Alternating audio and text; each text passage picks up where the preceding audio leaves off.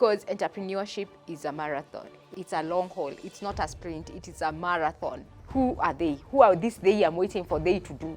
Your call will always call you back. I loved social. I went to a social work class and I sat there and I was out. I said, this is me. So I didn't know how it was going to play.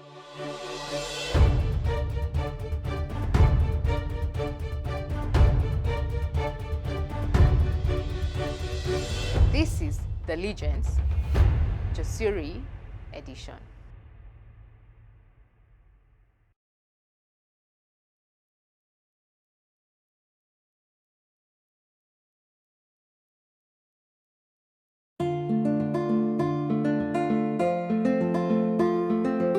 My name is Jeniffer Kaberi.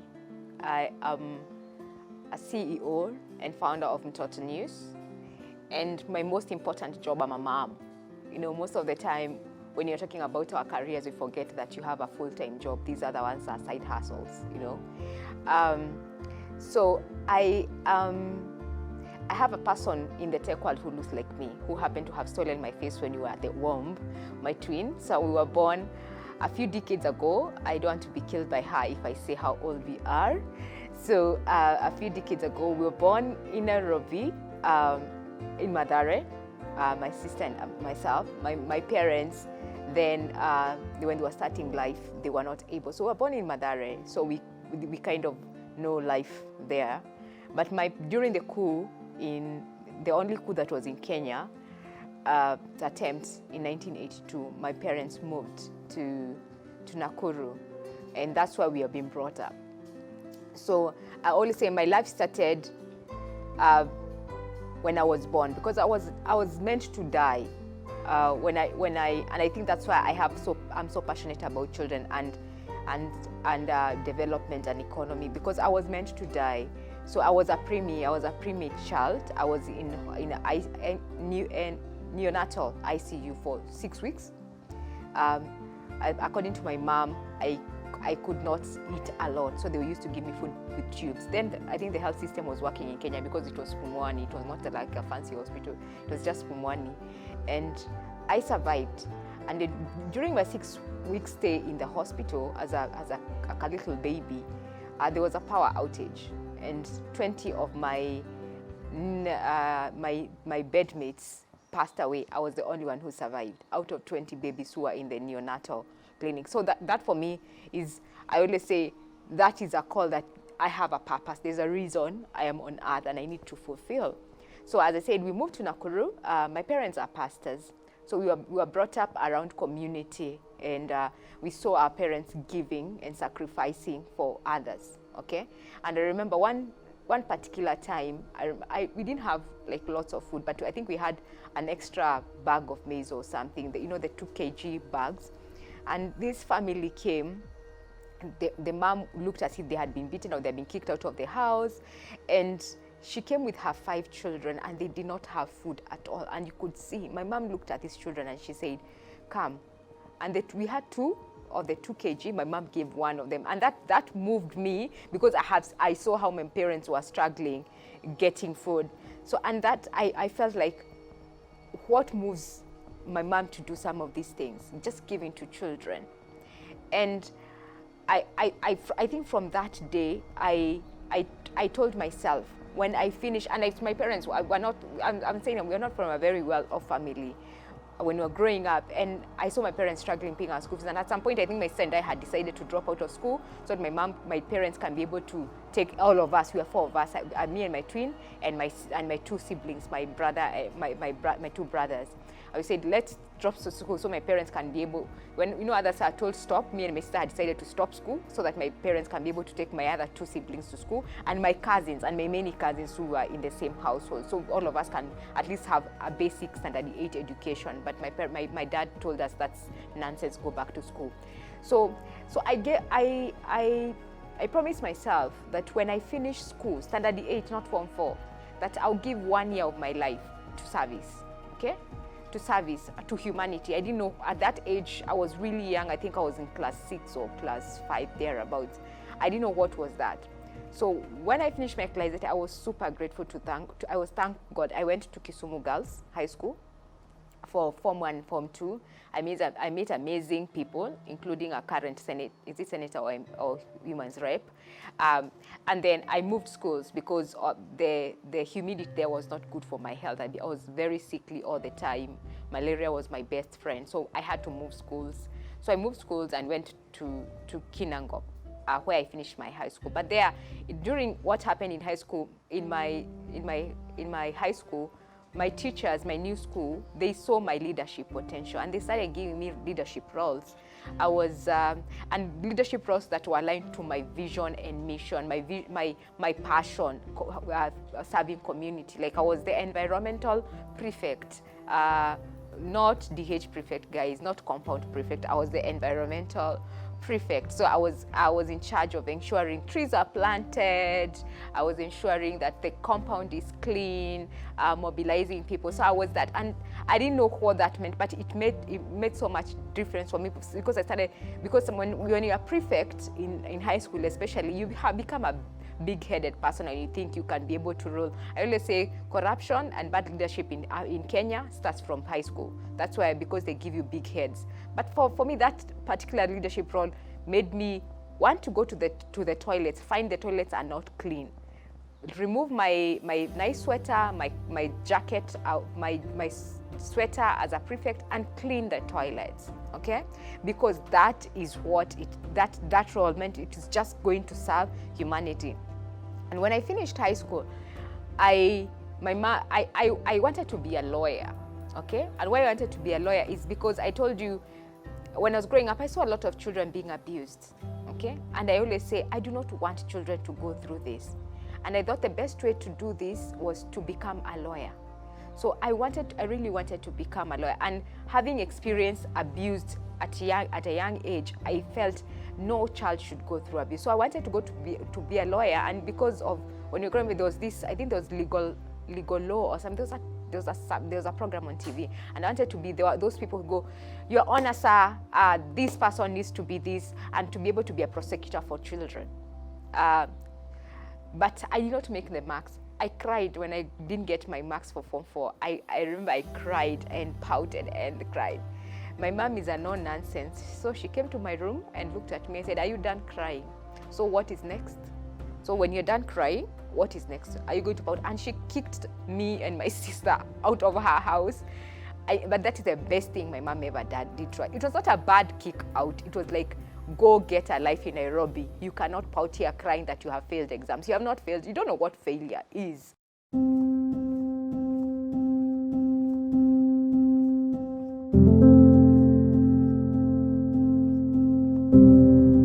During my schoolwork, my school honors, during my degree, I worked as a volunteer at New Life Homes, at an organization in Mukuru, and so by the time I was finishing up college, I had 2 years of experience. And this is what I encourage young people. Because young people, they sit at home because they're doing degree, they bam. Nowadays, I think they have Netflix, they have TikTok, and they sit at home. They don't know they can be able to volunteer at the same time in school.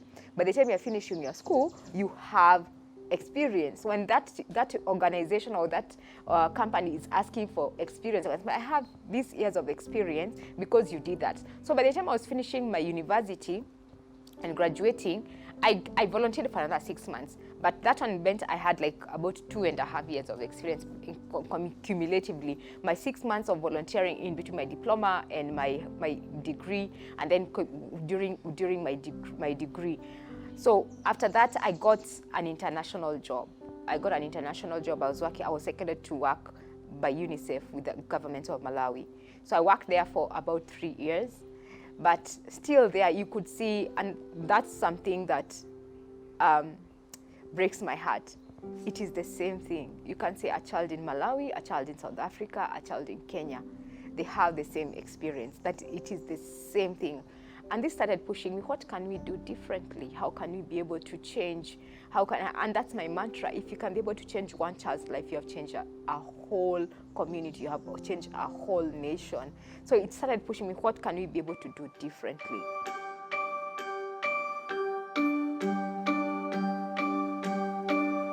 Four years ago, in 2017, I woke up one night, I think 16th of February, I woke up at night and I knew what I wanted. I knew the what. The how is what I didn't know.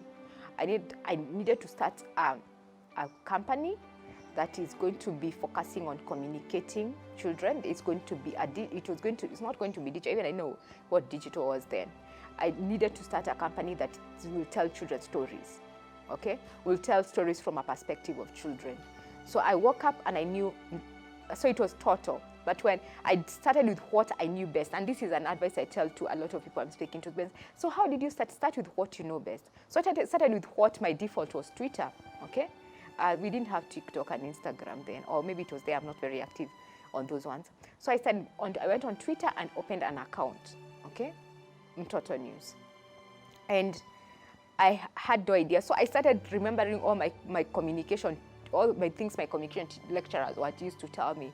The what, the how, the 5 W, H, O, and H. So I said, okay, so what do I start? So I started just tweeting. I'll just tweet if there's a news item on business. So how is business going to affect children? Okay, the government has just announced budget. So how is that budget? So I just started tweeting and giving, and then I started a blog and growing up and started growing. But I had one of the best things I think I did was get an advisory board very early on. I think within the first 3 weeks of the idea, I just surrounded myself with people who I thought would give me. So one of them works in the NGO world in the advocacy area. Another one is a lecturer at Multimedia University, and another one is a tech person. So I surround myself with them, and I would just call them to ask, how do I do this? How do I do that? How do I do this? And all of them, they told me, if you want to grow, you have to take the risk and add someone else. Let someone else help you to grow your idea. But as long as you're saying, oh, people are going to steal your idea, oh, you'll never grow, it will never pass you. And one thing I'll never forget, one of them told me, Jeniffer is not scalable. And it was like, Jeniffer is not scalable. Mtoto News is scalable, Jeniffer is not scalable. So for you have to separate Jeniffer from Mtoto News. So Mtoto News has to be an entity on its own, and you have to be able to think about it. And for you, scaling means adding more people. And adding more people means adding more ideas, adding more views to your idea, because your idea it's just very unilateral, like it's just one way. But if you add someone else, they're going to come up with the ideas. Another one is going to, and you're going to grow your idea beyond what you think. And that's what I did. So I was afraid. One, I was a bootstrapper. I did not have funding. I was bootstrapping. I had 2 children to feed. So I was bootstrapping, and I'm thinking, how am I going to do this? I cannot afford to employ. So luckily, in my advisory body, I had a lecturer and said, okay, so how I can advise you, start with interns, okay? Get interns and let them come, because they're looking for opportunities for them to get for their school. And you're looking for people to work for you. So it is a win-win, okay? They will get the experience, and you will get the work. So, and that's how I started.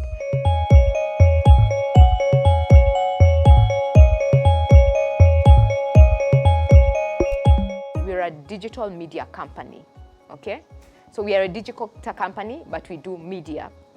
And we're using digital media to be able to speak for children, to be able to empower children to speak for themselves, and to provide a platform for children to speak for themselves, okay? So we do that. So we create content, we do our own creating of content, and we also curate content. We try to get content from across the board, locally, internationally, from different sectors, and curate it so that it is speaking for children. So we are arguing for children. For example, what I was talking about before, about business and business and things that people will not like, trade. How does trade affect children? Because that's something that people will never speak about. Something like, how does this table affect children? Okay, so we'll try to curate content that is from a child perspective. Okay, but you also provide a platform for children to be able to speak for themselves. So when we were starting, we wanted to bring children on our platform, but then we discovered these children have no idea how to sit on a camera. Okay, and then we found there are those children who are very good at to speak into cameras, but there are those ones who are very good sitting behind a camera. So we started training them. So we have a training where we train children on how to just use digital. We train them on how to use their phones to do short videos, or to make videos, to edit, to do blogs. So, and then we give them a platform where to publish those videos and their content. When I hear entrepreneurship, I remember my first ever boss, Mr. Njoroge. I'm indebted to him because it was something that has stayed with me forever. And every time I want to do something, I always ask myself this question: is it a problem you're solving? So he told me that look for a problem that you can be able to solve. If you get the solution, money will come after that. That for me is entrepreneurship. Entrepreneurship is not getting money. Entrepreneurship is about solving a problem. Look at any successful entrepreneur. They don't go for money, they go to solving problems. Okay, what problem are you solving? Okay, what problem are you solving? So for me, the problem that we are solving, like for example from Mtoto News, is making children visible. There was a huge gap. Okay, right now we have, since we started, I think the last 2 years, we have seen even mainstream media trying to put children in their platforms. But when we were starting, we were basically the only one. And I remember one influencer calling me and telling me, I don't think you guys are going to fly. What you're doing is I don't think it's, but anybody can buy. Like, nobody will want to buy. Why are you so niche? Try to be more diverse. Do women, do elderly, do children with disability, or the disability. But I told them, no, I'm just going to stick to this because it's a problem. It's a problem. It's a gap that is available. So, and that is what entrepreneurship is: solving a problem. It's not getting money. Okay, if you want to be rich, don't go for entrepreneurship. One mistake I did at the beginning of my business was I'm from an NGO world. As much as I've done business here and there, I have never immersed myself into business. I've never worked in a corporate, in other words. I've worked in NGO world. So NGOs operate differently from corporates, okay? So for us, I didn't have that thing of profits, margins, things. Those are not terms that we use in the NGO world. As we work on budgets, on spending, on beneficiaries. We don't work on profits and margins. So when I started my business from an NGO perspective, I struggled because I'm from an NGO, so we don't have that perspective of profits. So and cutting, and when you're doing your budgets, you're working on like what goes to cost, what kind of cost, and what is your profit. So I remember the first business we got, I spent all of it on paying people because I thought that's the right thing to do. But that for me, it was a huge lesson because the following day I was struggling with the everyday needs. And I prayed and asked God, give me wisdom on how to do this next time. So I learned on how, and I think I read on how to split for 100%, 30% goes to here, 30% goes here, and 20%. So every time we get, now from there on, I started dividing. 30% goes into paying the cost, and then you have to save about 20%. So from that 20%, I reinvest it. Okay, and that's how I have grown. Don't wait for the stars to align. Because the day you start, they will never align. The day they align, 3 of them will drop off, and you'll go back to drawing board. Okay, start. Okay, you know that the Nick thing that says just do it. Just do it is not just a Nike thing. It is a business thing. Just do it. And when you do it, I'm a Bible believer. There's something, God honors the first step. Okay? You know that the verse of the Bible that says, faith without action is dead. And the action, you have to do the action. And as soon as you take fast, for some reason, for everything for the last 4 years, I've noticed, as soon as you take the first action, it can be as an action like getting yourself out of bed, shaking yourself out, and writing one email to a potential customer. So it will be that one customer that is going to bring, they may not give you the business the first time, but they will speak to another customer about you. And And someone will call you and say, hey, but then someone has told me about what you're doing. Can you send me as a quotation? And like, I don't know, yeah, you were referred to by so-and-so. That person, the person who didn't give you. Encourage yourself. Nobody will ever, don't wait for verification from other people. Believe in yourself. If you believe in God, believe in God. And try to ask him for wisdom. Every day I wake up in the morning and say, God, I have no idea what I'm doing today. Can you give me wisdom? I have no idea. Like, I totally have no idea. I am overwhelmed. Can you give me wisdom on how to tackle these problems? Okay? And then don't run away from problems. If you want to be an entrepreneur, don't run away from problems. Because as an entrepreneur, the problems, as the business evolves, the problem evolves. They become bigger and more complex as you grow, you know? And so don't fear, and then take risks, okay? Take risks. Like now, I'm just taking a risk of setting up a studio. And every day in the morning I said, did I make the right decision? Until an influencer came yesterday and they took videos and posted them on their Instagram. And they told us, do you guys have an Instagram? So we had to start opening up Instagram accounts for the studio. Like, no, we don't have. I should make sure, because I want to, you know, in the last 2 weeks, actually, 2 influencers have come to the studio and say, we want to do something here. We want to do something. And it's because of a risk that you take. And risk means spending money, not knowing it's going to come back.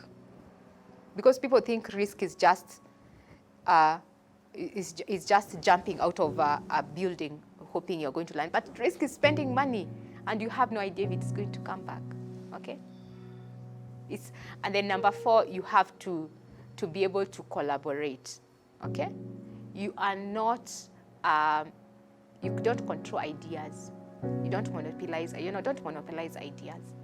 Collaborate with other people, and as you collaborate, you will be able to fine-tune your idea. You'll be able to learn more from others to be able to improve your own idea. Don't think, me, I don't want to work with those guys. They are like, I don't know where. I don't want to. No, if so-and-so, that person is known for stealing ideas. There's one organization, company in Kenya, people know. But if you don't, someone in that meeting will say something that was going to be the gap that you wanted to fill for you to perfect your idea. So don't fear. Don't fear to share your ideas with people, because as you share it, you finalize it.